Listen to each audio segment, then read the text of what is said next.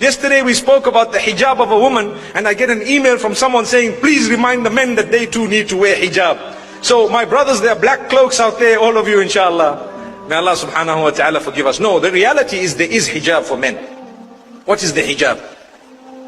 It is to lower your gaze, to dress with clothing that is not tight. Wallahi, it's your duty. You cannot show all your, limbs and organs thinking, hey, I'm a man. No, no, no, it's for you as well. Make sure you are dressed with loose clothing and make sure that the material is good and so on. It's for you as well, my brothers. It's not just for the women. In fact, when Allah speaks of lowering the gaze and hijab, He speaks about the men first in Surah Nur. قُلْ لِلْمُؤْمِنِينَ يَغُضُّوا مِنْ أَبْصَارِهِمْ. Tell the believing males first to lower their gazes and to protect their private parts. And one whole verse later, He says, وَقُلْ لِلْمُؤْمِنَاتِ يَغْضُضْنَ مِنْ أَبْصَارِهِنْ. And also tell the believing women. Subhanallah. Amazing. But the men always think hijab for the women, hijab. Brother, hijab is for you as well. May Allah subhanahu wa ta'ala grant us goodness and ease. All of that which we see on the World Wide Web, my brothers and my sisters, impacts the way you begin to feel. I've been saying a lot, my brothers and my sisters, I know when we talk about lowering of the gaze, the first thing that comes to mind is what? I should not be looking at her and she should not be looking at him. Sahih? Is that the only thing, my brothers and my sisters, that one should be lowering his gaze from? Allah subhanahu wa ta'ala told Prophet Muhammad sallallahu alayhi wa sallam, O Muhammad, do not lay your eyes on the glitters and the glamours of this world. Don't.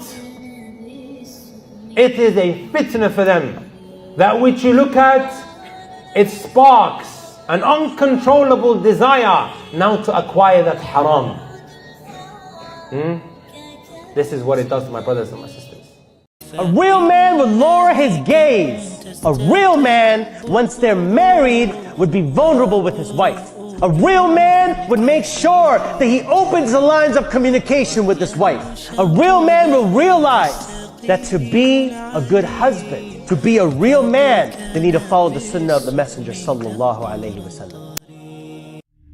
Your marriage is in trouble because, number one of the spouses or both of them can't control their eyes. What are we talking about? You're going to go on the computer, you might look at something haram, or go outside to the mall, and instead of looking at him or her, you're looking at everyone else. And subhanallah, which couple, which spouse out there can actually accept this? You start to lose barakah in your marriage. You start to lose barakah in the relationship. And so one of the key ingredients if you want to save your marriage from falling into trouble is control your eyes. Allah subhanahu wa ta'ala says in Surah An-Nur, قُلْ لِلْمُؤْمِنِينَ يَغُضُّوا مِنْ أَبْصَارِهِمْ وَيَحْفَظُوا فُرُوجَهُم. Then the following verse, it says the same thing, only it's talking to the women. وَقُلْ لِلْمُؤْمِنَاتِ يَغُضُّضْنَ مِنْ أَبْصَارِهِنْ وَيَحْفَظْنَ فُرُوجَهُنْ. Now these two verses are the two most explicit verses in the Qur'an that are talking about the eyes. Now it's important for all of us to really understand why we have a verse or verses like this in the Qur'an. Scholars, they say that if you can control what you see, then by default you're going to control what you do. And no husband and no wife likes a spouse that's always staring at other women or always staring at other men. It's bad etiquette, and it certainly can lead to haram thoughts and haram things. So Allah subhanahu wa ta'ala speaks to the men first. Even psychologists, they say that men tend to have this problem more so than women. So Allah subhanahu wa ta'ala is addressing the men first, and He says to His Prophet sallallahu alaihi wasallam, go and tell the believing men that they control what it is that they see and what it is that they look at, وَيَحْفَظُوا فُرُوجَهُم, and they protect their privates. Now this is really important because this is the secret ingredient how you will stay devoted to your spouse. A person should realize and understand that they will be accountable and possibly even punished by Allah subhanahu wa ta'ala on the Day of Judgment.